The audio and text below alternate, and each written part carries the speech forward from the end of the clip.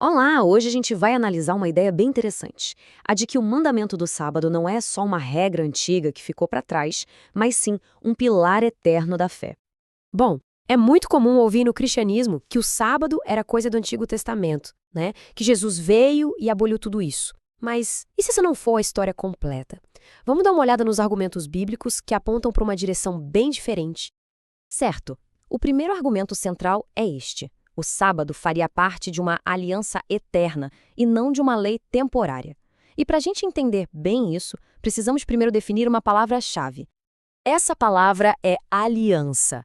E nesse contexto, aliança não é um simples contrato, não.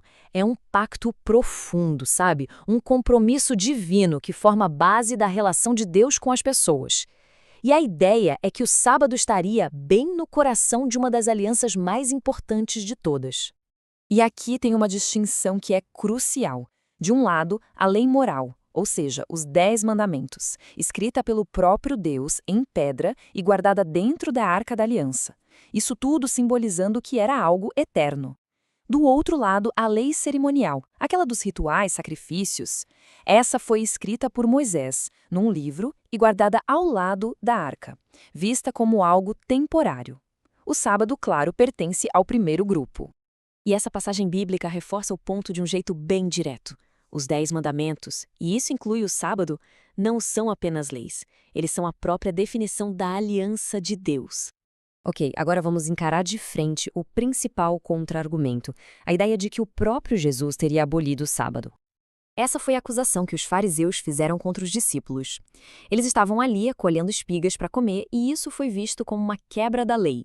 É aqui que o debate pega fogo. E aqui vem o ponto central da resposta. A argumentação é que Jesus não estava desafiando o mandamento de Deus. O que ele estava desafiando eram as tradições humanas, as regrinhas que as pessoas criaram e que transformaram o sábado num fardo e não numa bênção. Vários pontos reforçam essa visão. Por exemplo, era costume de Jesus estar na sinagoga aos sábados. E tem um detalhe revelador. Depois da morte dele, as suas seguidoras mais próximas descansaram no sábado, conforme o mandamento. Isso mostra que, para elas, a lei ainda estava valendo. Essa é a frase, a que todo mundo usa para dizer que o sábado foi abolido. Mas a fonte que a gente está analisando convida a olhar para ela de um jeito completamente diferente. Então, a lógica aqui é a seguinte: se algo é feito por causa de alguém, é para o bem dessa pessoa, certo? A ideia é que Deus criou o sábado porque a humanidade precisava dele. Sendo assim, a frase não anula o mandamento. Pelo contrário, ela eleva o status do sábado a um presente de Deus, uma provisão para o nosso bem-estar. E isso nos leva a um terceiro ponto bem importante: a ideia de que o sábado nunca foi pensado para ser algo exclusivo da nação de Israel. Olha só que interessante. Desde o comecinho, lá na formulação dos 10 mandamentos, a lei do sábado já era inclusiva. Ela não valia só para os israelitas, mas para todo mundo que vivesse entre eles. Isso já mostrava um alcance universal. Séculos depois, o profeta Isaías reforça isso. Ele afirma com todas as letras que os estrangeiros que guardassem o sábado seriam bem-vindos e abençoados. A promessa era abertamente para todos. E a conexão com o Novo Testamento é direta. Se os cristãos, que antes eram considerados estrangeiros, agora fazem parte das alianças de Deus, a lógica é que os sinais dessas alianças, como o sábado, também se aplicariam a eles. E agora a gente chega na conclusão que usa uma analogia muito poderosa para redefinir toda essa discussão. Primeiro, vamos lembrar daquela frase-chave que a gente já conversou sobre o propósito do sábado.